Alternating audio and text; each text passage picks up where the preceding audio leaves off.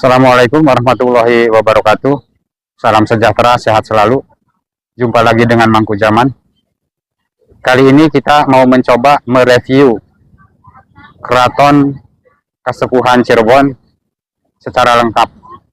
Mudah-mudahan ini bisa bermanfaat untuk semuanya. Oke, kalau dilihat dari muka, kita akan melihat ini ada bacaan Keraton Kasepuhan Cirebon. Dan ini di depannya ada kali, cuman lumayan bersih guys.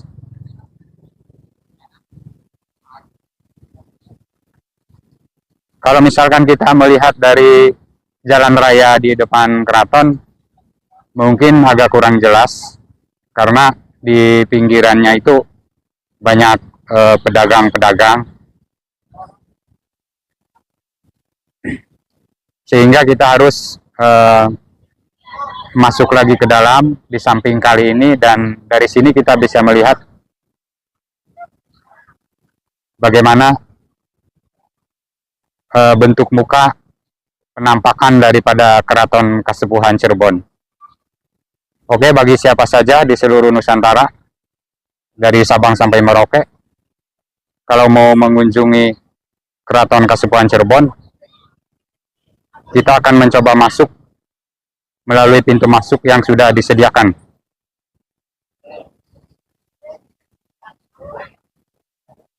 Oke guys, membeli karcis guys. Belakang apa?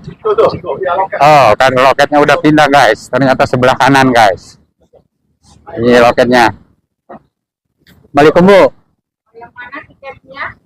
Tiketnya yang komplit aja Bu. Berapa orang? 2 orang Bu. Jadi 50. Ya.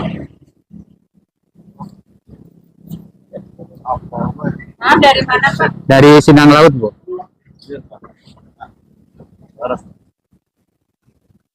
Kasih. Oke guys, untuk masuk ke Keraton Kasepuhan, kita terlebih dahulu membeli tiket masuk seharga Rp25.000, dan ini kita udah bisa mengunjungi banyak objek di dalam. Jadi termasuk kita masuk ke museum, kemudian area dalam agung Keraton Kasepuhan, dan di sini juga disediakan pemandu guys. Oke, kita coba masuk. Iya Pak. Punten Pak. Oke. Sama siapa Pak? Namanya Satu. Bapak Satu. Ya Bapak Satu. Oh, ini guys pemandu di Keraton Kasepuhan, namanya Bapak Satu. Kita mau mencoba mereview sampai ke dalam. Mudah-mudahan bermanfaat untuk semuanya. Ya. Oke, kita masuk ke dalam. Nah.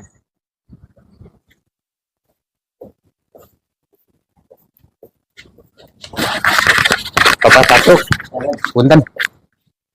Pakai ini biar jelas.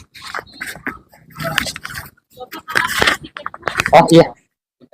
Oh ini guys, rupanya ada anak-anak sekolah yang sedang PKL. Dari mana deh? Dari SMK Palasa Majalengka. Oh dari Majalengka. Oh, cukup jauh guys, dari Majalengka. Oke. Ya. Sini dulu Pak. Mana Pak? Ya, kita awalnya ke sini ya. Oh iya.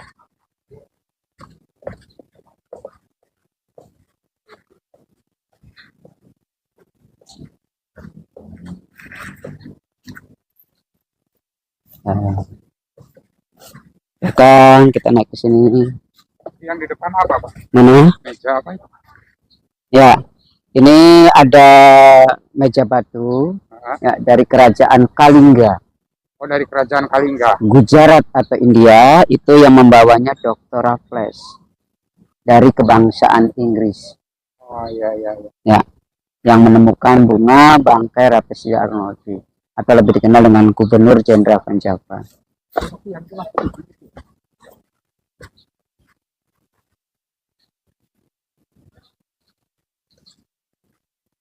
Oke guys, ini ada meja dan bangku dari batu. Ini hadiah dari Gubernur Jenderal Inggris Van Raffles tahun 1811 Masehi. Cuman ini berasal dari kerajaan Kalingga ya Pak? Ya, Kalingga atau Gujarat atau India. Tapi yang membawanya Dr. Raffles dari kebangsaan Inggris Ya. yang menemukan bunga bangkai Rafflesia arnoldii. Ya. Karena dia membuat sejarah Indonesia, kemudian dia itu menyusun sejarah Indonesia, kemudian hasil penyusunannya diajarkan pada masa sekolah-sekolah kolonial Belanda. Oh, iya iya. Ya, gitu. Oke, kita lanjut Pak. Ya, enggak. Kita memasuki kompleks Siti Inggil ya. Ini merupakan podium raja ya. Gitu. Tapi di bawahnya ini ya ada ornamen-ornamen atau keramik-keramik itu dari Kaisar Ming. Oh, dari Kaisar Ming. Kaisar Ming atau Cina Ya. dari tahun 1424. Ada yang dari Prancis 1738, ada yang dari Belanda. Dari tahun 1745. Ya, itu. Oh iya guys, banyak ornamen guys. Ornamen dari kerajaan Ming ya Pak? Ya, Kaisar Ming. Kaisar Ming. Atau karena salah satu istrinya sendiri itu dari Cina yang bernama Putri Ongtin. Iya, iya. Ya. Contoh, Namanya Kompleks Siti Inggil. ya Kompleks Siti Inggil.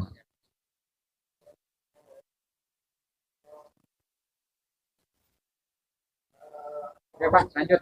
Ya. Dalam.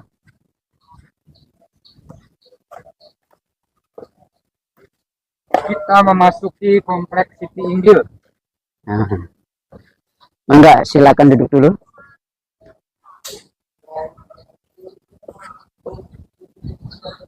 Silakan sambil duduk dulu. Iya.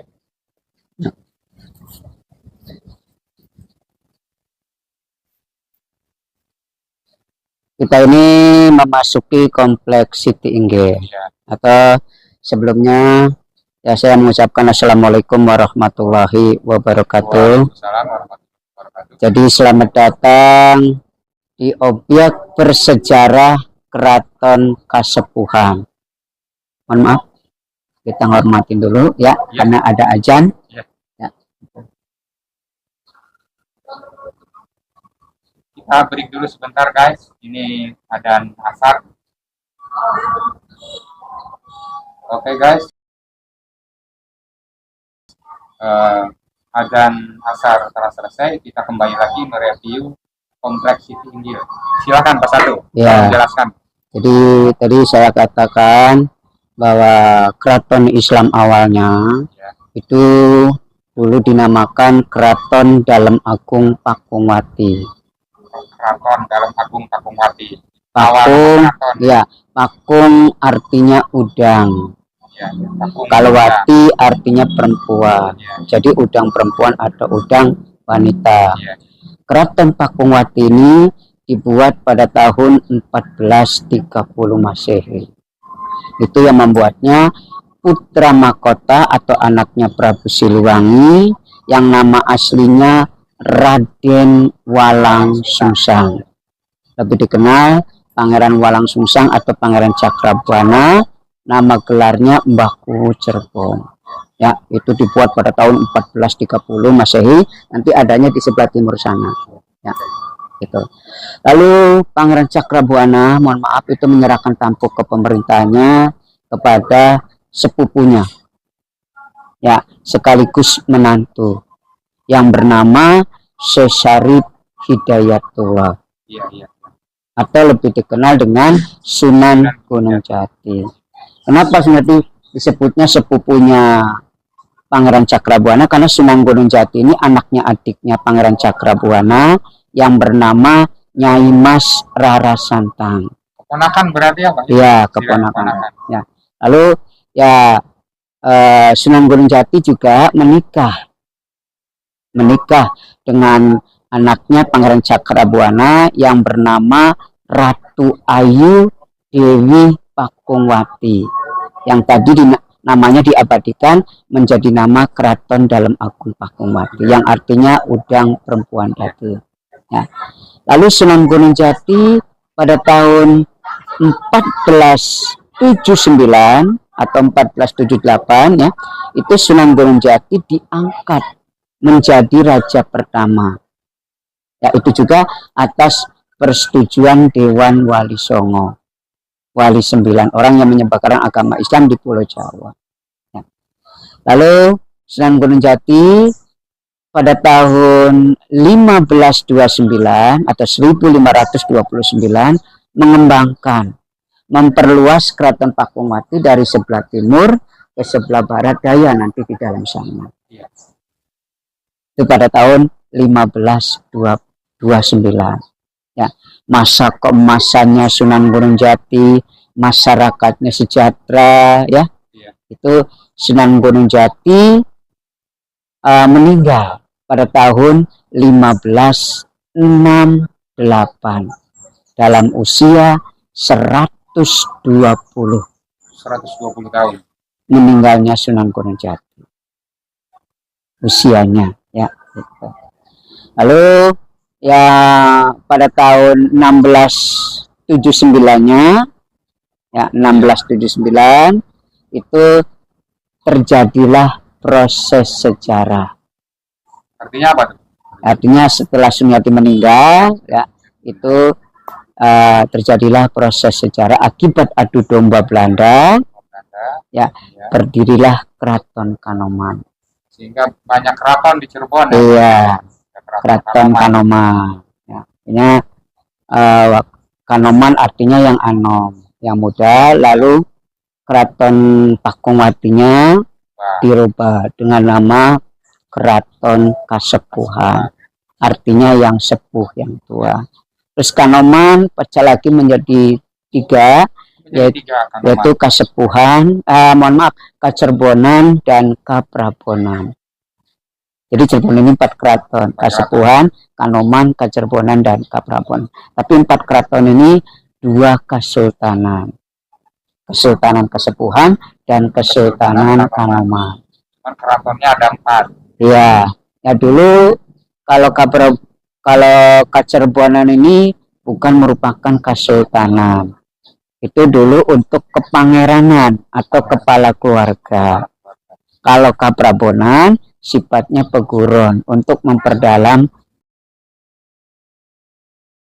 Terus sekarang ini Sultan yang sekarang ini yaitu yang generasi yang ke-20 dari Sunan Gunung Jati yang bernama Sultan Sepuh Pangeran Raja Adipati Lukman Julkaitin yang ke-20 kalau mengambil dari Sunan Jati. Tapi kalau mengambil dari Kesultanan, Pak Sultan Lukman ini generasi yang ke-15, ya itu. Nah sekarang Pak Sultan ini yaitu di keraton sudah sifatnya sebagai pemangku adat secara tradisional, budaya, sosial, dan secara tradisi. Nah, karena sudah masuk NKRI. Ya, Pak Sultan istilahnya Pak Sultan ini sudah mengikuti aturan negara, menghormati adanya presiden, adanya gubernur, adanya wali kota, bupati, camat. Pak Sultan sudah menghormati. Ya, jadi sudah hukumnya hukum agama. Kalau dulu kan hukumnya hukum-hukum agama, sekarang ya hukum pemerintah. Gitu. Ya. Nah, terus luasnya keraton ini 25 hektar. 25 hektar ini 25 hektar, ya. Kalau masih utuh kurang lebih antara 80 hektar. 80 hektar. Ya, sudah makin padatnya penduduk, ya gitu. Berarti aslinya sekitar sini tanah keraton. Iya, antara 80 hektar. 80 hektar. Berarti berkurangnya 50% lebih ya. Iya. Ya, mungkin ya karena sudah banyaknya penduduk ya, iya. Kita mungkin mengerti ya keadaannya. Nah, terus kita ini memasuki kompleks Siti Inggil. Siti artinya tanah, kalau Inggil artinya tinggi. Jadi tanah tinggi atau lemah luhur. Juga di kompleks Siti Inggil terdapat 5 bangunan tanpa dinding atau tanpa tembok. Seperti ini. Yang kita duduk itu namanya Mande Malang Semirang. Mande artinya balai. Kalau Malang Semirang bentuknya malang atau jajar. Ini ciri khas bangunan-bangunan yang ada di keraton seperti ini. Ya, Mande Malang Semirang dulu difungsikan untuk tempat duduknya raja dengan permaisuri dengan keluarga apabila menyaksikan sidang. di sana atau dan acara di alun-alun sana. Ya, itu. Karena alun-alunnya dulu difungsikan untuk upacara akbar, untuk latihan baris-baris, untuk latihan perang-perangan, dan atau juga untuk acara sabtonan. Sabtonan itu kenapa disebutnya sabtonan? Karena diadakan latihannya itu latihan perang pada hari Sabtu, maka disebutnya sabtonan. Itu latihan perang-perang itu pakai kuda, pakai panah, tombak ya. Sekarang sudah enggak ada ya sabtonannya.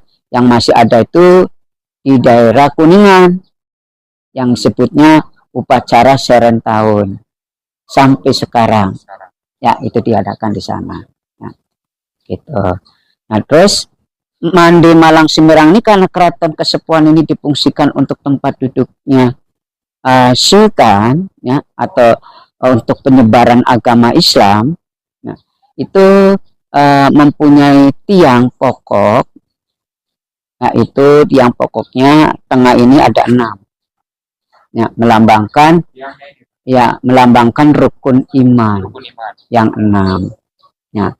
Terus yang sampingnya ada 14, jadi semuanya 20, itu melambangkan sifat Allah yang 20 ya. ini ada 6 rukun iman ya Pak. Yang luarnya ada 14, jadi semuanya 20, itu melambangkan sifat Allah yang 20 sifat wajib, seperti contohnya seperti wujud, idam, bakom, khulafatul hawadisi, qiyamuhu binafsi dan sebagainya ya. Lalu di sebelah timur sana yang kecil, mohon maaf ya, itu namanya pendopo Semar Tinandu ya, Semar Tinandu. Nah, Semar Tinandu ini yang pokoknya 2 ya, 2 melambangkan 2 kalimat syahadat. Fungsinya dulu untuk tempat duduknya penghulu, penasihat raja, dan jaksa pepitu. Kalau di situ raja dengan ratu, kalau di sini penghulu. Penghulu, penasihat raja atau jaksa pepitu. Kenapa ada jaksa? Karena pada saat ada orang yang ingin dihukum mati, hukum picis atau hukum sayat di alun-alun, sebelumnya diadilin dulu bahwa orang itu diberi amnesti atau gerasi. Amnesti itu ampunan, gerasi itu keringanan. Itu diberikan oleh seorang raja kepada terdakwa. Ya. Lalu yang sebelah barat sana, mohon maaf. Ya, sebelah barat. Ya. Yang ini.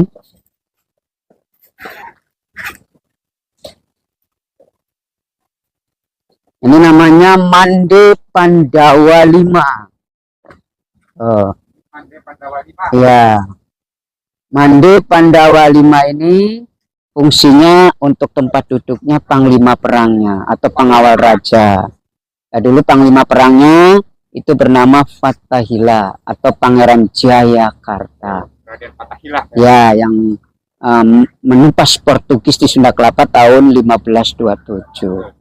Cirebon, Banten, dan Demak bersatu mengusir Portugis. Jadi nggak ada Jakarta kalau nggak ada Cirebon, Banten, dan Demak. Nggak ada Jakarta ya, karena yang menentukan Sunda Kelapa adalah panglima perang di sini. Iya, dengan pasukan-pasukan Cirebonnya. Ya. Gitu ya. Tiangnya ada 5, merupakan lambang rukun Islam yang 5. Ya, gitu. Ya, ini. Ya. Oke, kita lanjut bangunan. Nah, ini ada Mande Palinggihan. Ya, atau Mande Pengiring. Mande Pengiring. Fungsinya untuk tempat duduknya pengiring. Para pengiring, para pengawal raja. Ya. Tiangnya ada 8, melambangkan 8 penjuru arah mata angin. Yang tengah tiangnya ada 4, melambangkan bahwa manusia dibuat atas 4 unsur. 4 elemen dari tanah, api, air, dan angin atau udara. Itu tidak lepas dari kita. Kita dalam hidup sehari-hari selalu membutuhkan itu sampai saat ini. Nah kalau yang ini Mande Karsmen. Ya, Mande Karsmen ini sampai sekarang masih difungsikan pendoponya untuk membunyikan gamelan sekaten. Gamelan sekaten khususnya kalau di Keraton Kasepuhan itu dalam 1 tahun difungsikan 2 kali. Setiap hari raya Idul Raya dan Hadha. Ya, sekaten artinya mengambil dari kalimat atau kalimat syahadatain. Jadi mengambil dari 2 kalimat syahadat. Gamelannya persembahan dari Sultan Trenggono, Sultan Demak yang ketiga. Setelah Raden Patah, Adipati Unus, lalu Sultan Trenggono, Sultan Demak yang ketiga. Karena dulu ada pertalian, putrinya Sultan Trenggono ketiga menikah dengan putranya Sunan Gunung Jati yang bernama Pangeran Bratakelana. Tapi Pangeran Bratakelana meninggalnya di laut karena perang dengan bajak laut. Makanya di Cirebon ada desa atau kampung disebutnya Sindang Laut. Ini mengambil dari nama Pangeran Seda atau Sedo ing Laut. Seda ing laut berarti Meninggalnya di laut. Iya, seperti itu. Nah, terus konstruksi kayu ini semuanya yang ada di Siti Inggil itu masih asli dari tahun 1529. Sistem bangunannya knockdown. Knockdown itu bukan pakai paku, tapi pakainya pasak atau baji atau kayu. Jadi ini nggak sembarangan, anti gempa. Ya, anti gempa gitu. Bahkan bisa dipindah-pindah. Yang diganti hanya sirap aja gentengnya. Lantai masih asli 1529. Terus kenapa di kompleks Siti Inggil ini keraton? Ya ini ukirannya perubahan gaya-gaya Hindu ke Islam. Bagian dari kerajaan Pajajaran atau Prabu Siliwangi tadi. Ya. Juga kita lihat ada monumen batu. Ya. Monumen batu kan ini di kompleks Siti Inggil. Ya, batu Lingga dan Yoni. Batu Lingga dan Yoni. Ini lambang Nabi Adam dan Siti Hawa. Ini lambangnya Adam sama Hawa. Ya, kalau menurut Islam. Tapi kalau menurut agama Hindu, lambang Dewa Siwa dan Dewi Durga. Iya, karena dibuat tadi masa dari sebelum Islam masuk ya, prasejarah. Gitu. Ini lingganya, ya. Nah kalau ini Yoni, lambang perempuannya. Kalau lingganya dulu bisa difungsikan untuk ukuran jam. Jadi mengambil dari bayangan matahari. Kalau lumpangnya dulu bisa difungsikan untuk menumbuk terasi. Terasi atau belacan, maka Cirebon terkenal dengan terasi atau belacannya. Kan bahan dasarnya udang. Udang ditumbuk, dikasih air, ya airnya air cumi. Air cumi kan hitam. Nanti airnya mengalir ke sini, nanti airnya bisa untuk membuat petis. Maka cara namanya Cirebon. Ci mengambil dari kata cai atau air. Kalau rebonnya mengambil dari udang-udang kecil Rebon. Jadi cai Rebon atau Cirebon. Makanya Cirebon motonya kota udang. Ya sebelum Cirebon Grage. Grage artinya negara gede. Grage diganti dengan Caruban. Caruban Nagari. Carubannya artinya campuran. Kalau Nagarinya negeri. Kenapa Cirebon disebutnya campuran? Karena Cirebon ini multi etnis.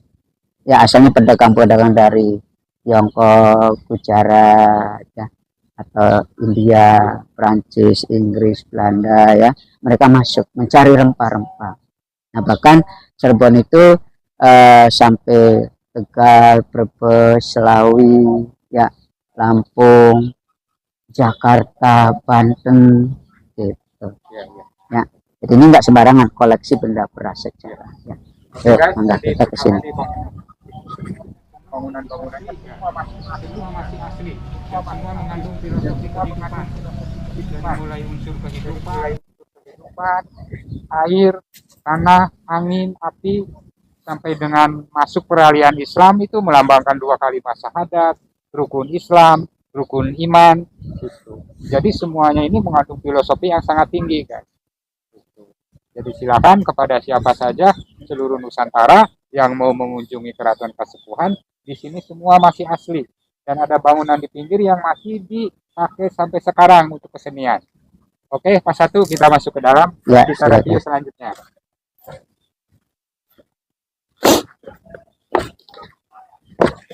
Dalam. Nah, ini bagian kaki gapura bantengnya, ya. Bagian kaki gapura banteng ini ada relief bantengnya, Pak. Jadi,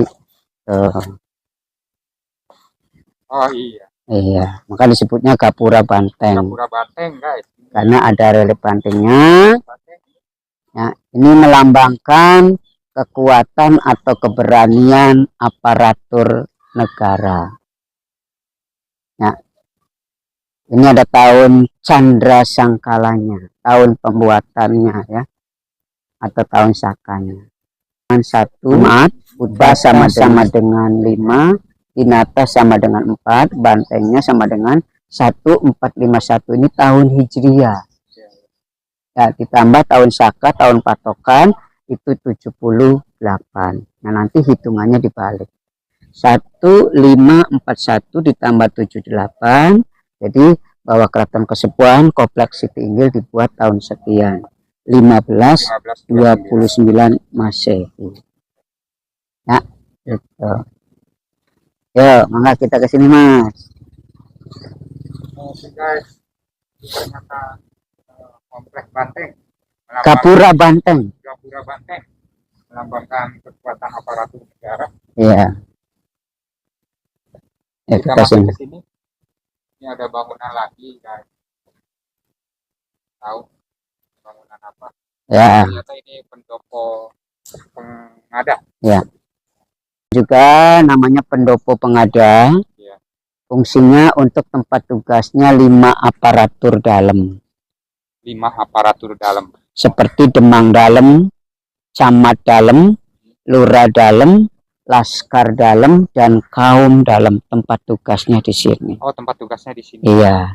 Dulu di sini ada pohon kepel. Pohon kepel. Kepel itu sama dengan menggenggam.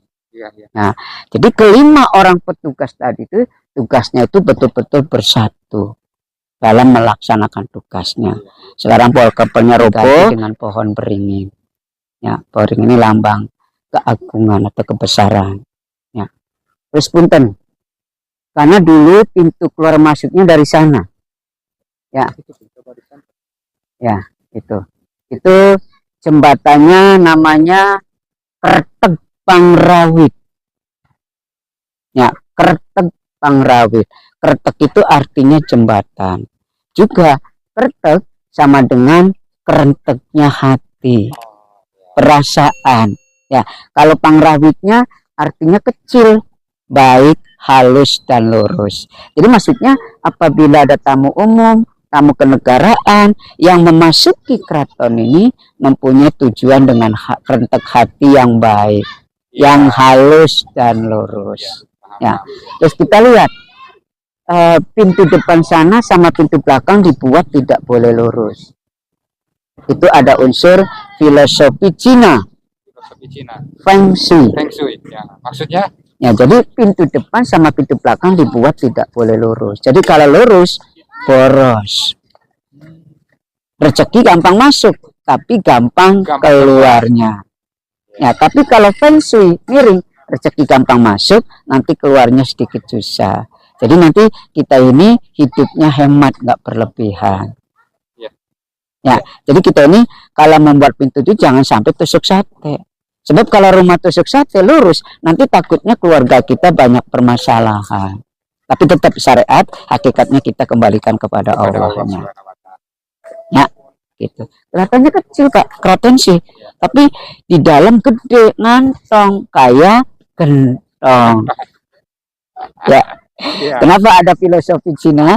Karena Sunan Gunung Jati merit dengan putri Cina yang bernama Putri Ongtin. Tapi mualaf masuk Islam. Nama Islamnya Nyai Mas Laras Sumanding, yang artinya laras kudu disanding. Karena seorang permaisuri cantik ya pantas disanding sama seorang raja, bahkan Sunan Gunung Jati, seorang pemimpin waliullah atau wali sanga. Ya. Oke, ya. Oke guys, itu dahulu itu pintu masuk keraton dari sana. Jadi ternyata sampai dengan jembatan penyeberangan masuk keraton itu mempunyai filosofi. Itu filosofinya apa? Jadi setiap mereka yang masuk ke keraton itu harus mempunyai hati yang lurus, perasaan yang lurus, gitu. Tidak boleh bengkok. Gitu. Begitu guys. Oke, kita masuk ke satu. Ya. Selanjutnya. Ini ada Taman Giyanti. Taman Giyanti guys. Ya, Taman Giyanti ini yang membuatnya Pangeran Giyanti. Pangeran Giyanti. Ya, nama aslinya Pangeran Arya Carbon Kararangen. Termasuk yang membuat Taman Air Gua Sunyaragi. Yang buat Gua Sunyaragi itu ini. Iya. Termasuk juga Pangeran Losari. Pangeran Losari. Taman Air Gua Sunyaragi itu ya. Berarti masih ada kaitan. Masih ada kaitan, iya. Ya, tempat meditasi ya. Ya, kita memasuki lawang atau pintu regol pertama. Ya, pintu regol ini gapura ya, gapura tapi ada atapnya. Ya, gitu. Pintu regol 1. Ya.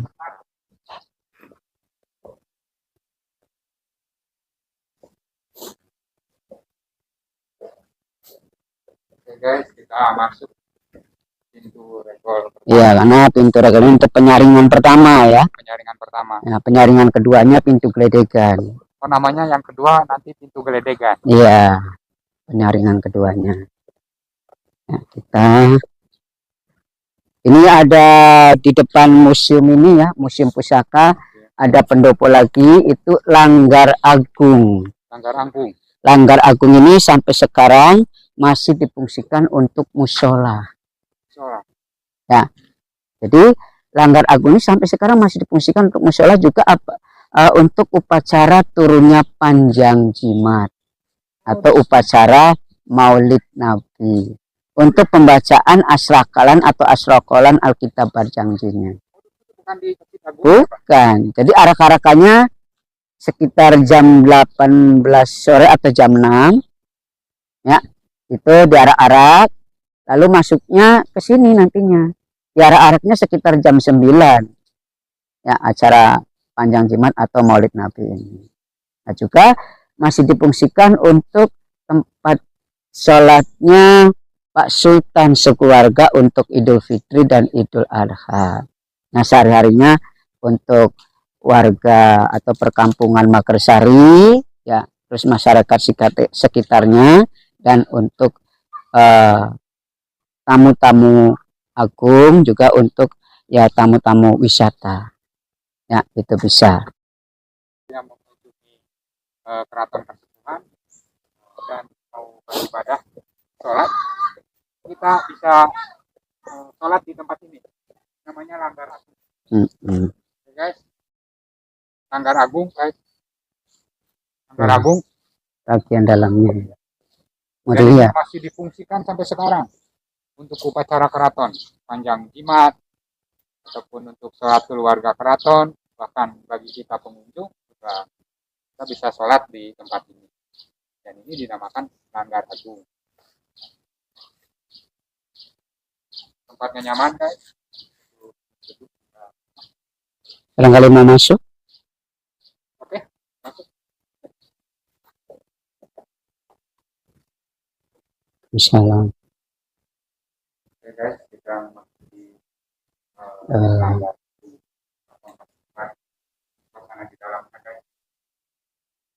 ada mimbarnya tuh ya untuk khotbah Idul Fitri atau Idul Adha itu masih ya. Kalau sholat di keluarga keraton di sini. Ya, sebab Pak Sultan ini sholat Idul Fitri, sholat Idul Adhanya 2 kali. Nah, di sini di Langgar Agung Pak Sultan mengayomi orang-orang Magersari. Ya, sholat Idul Fitrinya sekitar antara jam 6-an lah, atau jam 6 lebih. Nah, nanti setelah dari Langgar Agung, sholat Idul Fitri yang kedua kalinya atau Idul Rasa. Ya, itu di sana Pak Sultan mengayomi masyarakat umum. Nah, itu.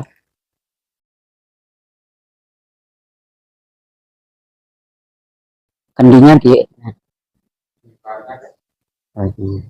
Nggak ada kendi, nggak tahu ini maksudnya apa. Nggak apa-apa, ini bekas apa ya? Kendi. Jadi maksudnya Sanggar Agung ini keluarga keraton Sultan itu sholat di sini untuk mengagung Sang Cipta Rasa, maksudnya untuk mengayomi masyarakat secara umum, begitu guys. Nah, mau mereview museum nih, ini kayaknya rame nih museum.